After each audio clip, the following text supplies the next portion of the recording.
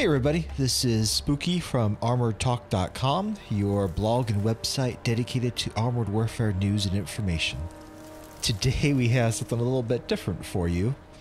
If you look at the player panel, which are the boxes that appear in the upper left-hand corner and the upper right-hand corner of your battle screen, you will notice that there is something missing, namely all of our teammates. Yes, that's right, I'm by myself, and so is the opposing player. So this would almost be a fair match if the tiers were the same, but unfortunately for him, I'm in a tier 3 and he's in a tier 2. You know, I didn't know if he's going to go ahead and cap. I think that whoever caps on an encounter mode like this, unless there's a really defensible position down there, is probably going to be at a disadvantage. And he had the same idea I did, which was to get the high ground above the cap. He got there first, but I'm not too sure that this was going to be a fair fight no matter where we met on the map.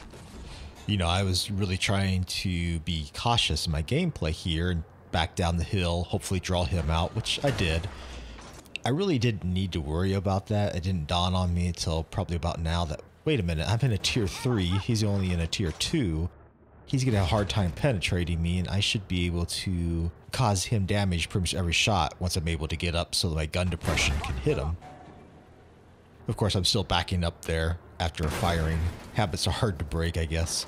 Well, that is it for that match. That is actually probably the fastest tank match I have ever been in World of Tanks or Armored Warfare. So that was just a fluke, right? We're going to go ahead and in the next battle, enter into a normal 15-on-15 match. Well, not quite. My next battle is actually a 3-on-3. Of course, this time, the teams are dead even. Both teams are made up of the same tanks. Each side has a Fox, a T-72, and a Leopard 2AV. Okay, so what's going on here? Is Armored Warfare testing battles with lower numbers of players on each side? I really don't think that's the case. Otherwise, why would they have pitted a tier 3 versus a tier 2 in my previous battle? If you haven't noticed by now, there's quite a few things that are different about these two matches compared to what you may be playing currently in Armored Warfare. For one, my previous battle, I was in a Leopard at tier 3, which currently in Early Access 3 on the North American and European servers, that Leopard's tier 4. Also, I am currently driving a Fox at tier 5. The Fox actually now comes after the Swingfire and before the VBL, which is at tier 6 still. And I'm sure you noticed that the victory screen or the detailed screen after the last match was quite a bit different too. This is the Russian public test server, which if you're not familiar with what that is, check out the ArmoredTalk.com blog for more information, but basically just realize that this server is even different than their early access server is. It has an enhanced build on it, and it's probably closer to the build that North America and Europe will be getting as part of the early access for. All those details are on the blog if you're not familiar with that yet. And I think what's happening is that the Russian server, at least the public testing server, has low population currently. I think it's shutting down here soon, so it's probably pretty late Moscow time.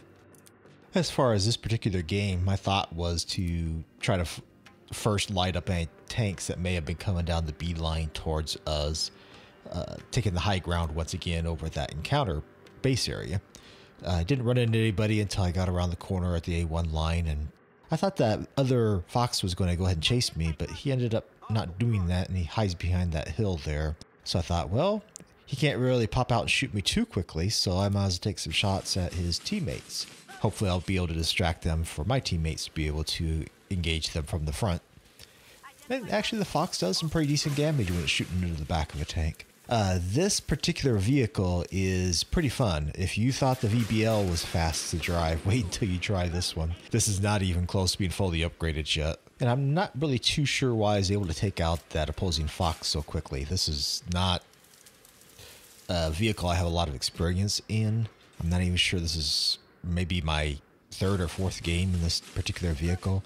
I'm not that used to the gun, so I'm not too sure I don't know, maybe I did an ammo rack there. I guess I need to go back and look at that. But it kind of surprised me I was able to kill him so fast. You know, right before the server shut down, I was able to upgrade to the missiles on this vehicle. You know, unlike the swing fire, which can only fire missiles, and the VBL, which is at tier 6 after this one, where you have to choose whether you want to have the cannon on it or the missiles, the Fox can have both mounted simultaneously. So I think I'm actually going to prefer this one over the VBL. So let's see, do we get into any more of these? Yes, we do. We are into another dogfight.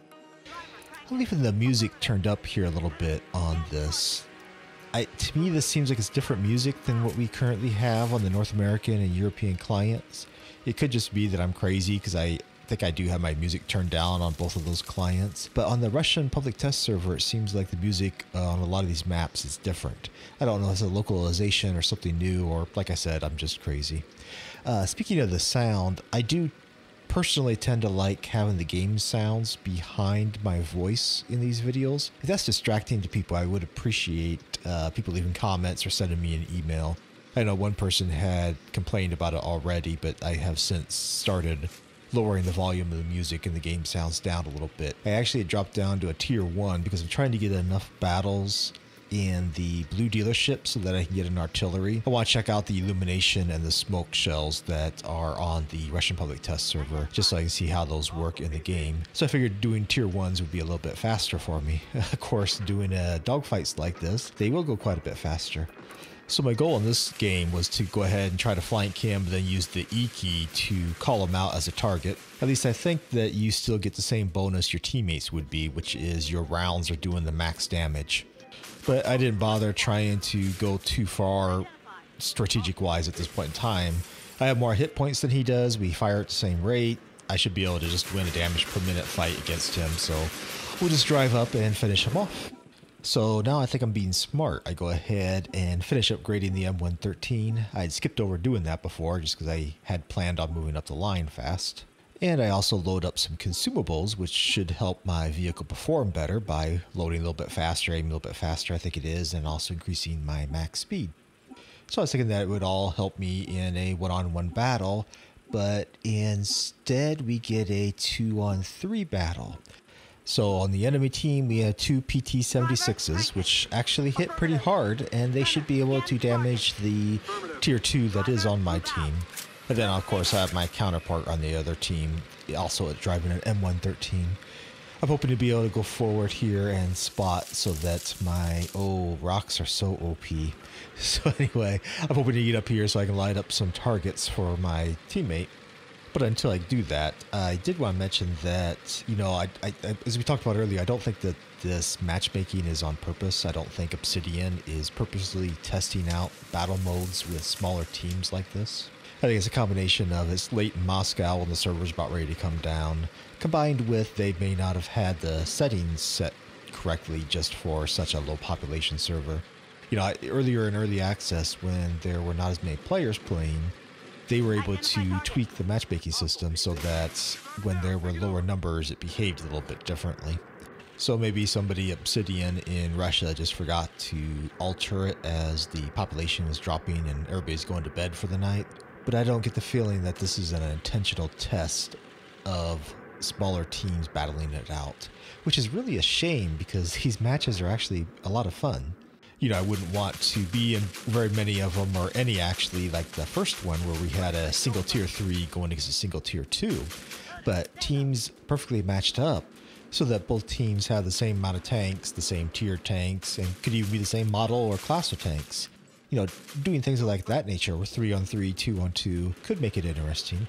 Or, you know, really even the dogfighting, the 1-on-1, I found that to be a nice little change of pace. You know, I'm sure that Obsidian looked at having random battles of different team sizes. You know, I would think that Wargaming has done the same over the years. So there must be a reason that they are not implementing battle modes like this, or, you know, the battle modes where they're more evenly matched than this game might be. But in my very limited exposure in these few games, it's actually a lot of fun. You know, it's new and different and shiny, so maybe that's why it seems like it's extra fun. You use different tactics and it just goes faster.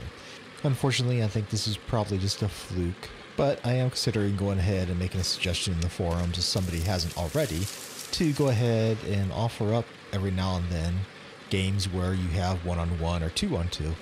And of course they could make it a preference so people don't have to play it if they don't want to. So this game is about ready to end, so let's go ahead and wrap this up because the server came down after this.